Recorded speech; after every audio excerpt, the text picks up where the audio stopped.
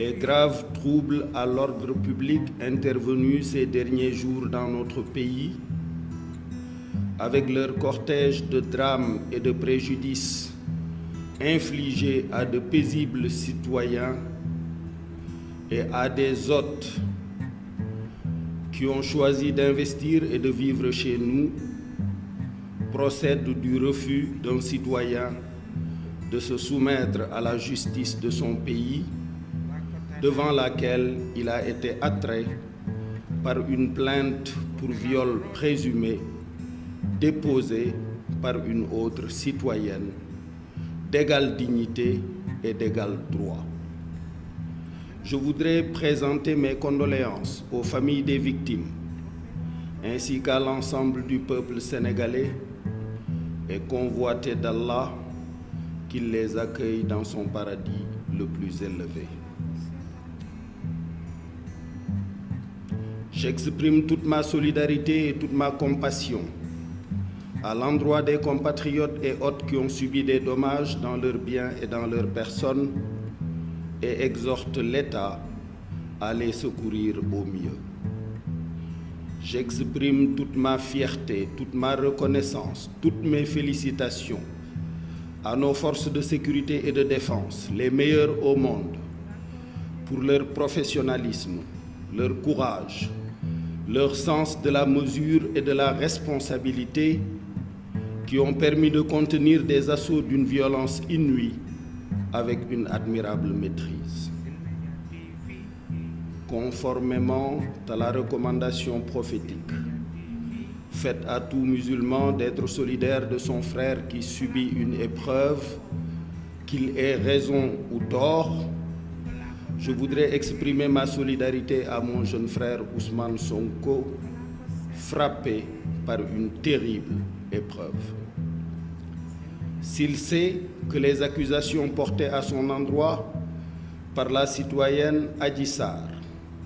sont infondées et ne sont que le résultat d'un complot ourdi contre sa personne, je l'invite à faire ce que je fis en son temps, c'est-à-dire déclarer solennellement devant Dieu et devant les hommes que d'ici à l'extinction du soleil, aucune preuve ne viendra étayer les dites accusations. S'il ne le peut pas, je lui recommanderai alors de se repentir, de demander pardon à sa famille, à ses militants et au peuple sénégalais et d'accepter avec dignité les conséquences des actes posés. Depuis le 1er novembre 2020, à partir de ma station de président du Conseil économique, social et environnemental, j'observe de façon privilégiée et au quotidien les activités de son Excellence, Monsieur le Président de la République. Je l'ai vu se battre de façon titanesque pour que le peuple sénégalais soit parmi les premiers en Afrique à recevoir le vaccin, même au prix d'efforts budgétaires incommensurables. Je l'ai vu plaider avec autorité auprès de ses collègues du G7 pour que la solidarité internationale à l'endroit de l'Afrique soit à la hauteur des enjeux pour venir à bout de cette pandémie qui révèle notre commune vulnérabilité humaine. Je l'ai vu insister pour que l'Afrique dispose de ressources financières conséquentes, aux moyens de droits de tirage spéciaux, d'abandon de dettes ou de tout autre mécanisme afin de soulager les entreprises africaines et les investisseurs africains des terribles conséquences de la pandémie sur les fragiles économies africaines. Je l'ai vu donner des instructions pour qu'il n'y ait plus de retard dans le paiement des bourses à nos étudiants. Je l'ai vu doter nos chercheurs d'un supercalculateur qui les dispense d'aller faire leurs travaux à l'étranger. Je l'ai vu répondre avec grâce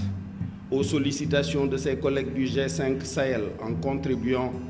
de façon significative à la lutte contre le terrorisme djihadiste dans notre sous-région. Je le vois quotidiennement préparer avec soin son mandat en 2022 à la tête de l'Union africaine. En conséquence de tout ceci, j'atteste, j'affirme qu'il n'a pas le temps de conduire un opposant plusieurs fois à suite beauté, ni de fomenter de sordides activités qui se seraient passées dans ce salon de massage. J'invite les militantes et les militants de l'opposition, patriotes sincères, partageant avec nous l'amour du pays, de sa paix, de ses intérêts et de sa prospérité, à ne pas servir de bouclier à un quelconque gourou, à ne pas se laisser manipuler ni infiltrer par des intérêts encagoulés, nationaux comme internationaux, qui, frustrés de ne pas accéder aux ressources pétrolières et gazières du Sénégal, frustrés de ne pas voir l'État accéder à leurs demandes illégitimes, nourrissent le plan de déstabiliser notre pays. J'incite mon jeune frère Ousmane Sonko, directement ou à travers ses conseils, à s'adresser à ses partisans pour les inviter à cesser toutes activités insurrectionnelles, de pillage ou de déstabilisation du pays. S'il le fait, j'accéderai alors aux nombreuses demandes à moi adressées, dont celle de notre compatriote Alioune Tine, membre éminent de la société civile africaine, d'entreprendre une médiation politique pour le retour rapide au calme. Je sais bénéficier auprès de son Excellence, Monsieur le Président de la République, d'une écoute attentive et respectueuse qui me fait espérer des résultats positifs pour cette médiation, le cas échéant. Aux autres manifestants qui n'ont rien à voir avec l'affaire Sonko-Adji Sarr, mais qui sont également nos fils et nos filles, nos nièces et nos neveux, je veux dire ceci. Nous comprenons vos souffrances et votre mal-être,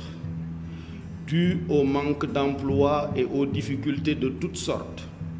engendrées par la pandémie, notamment dans cette deuxième phase où l'État n'a pas pu dégager 1000 milliards comme dans la première phase pour venir en aide aux familles et soulager les souffrances. Sachez que ces souffrances et ces difficultés que vous vivez nous pèsent autant qu'à vous. Le président de la République est quotidiennement engagé à y trouver des solutions, car lui comme moi savons que c'est notre devoir,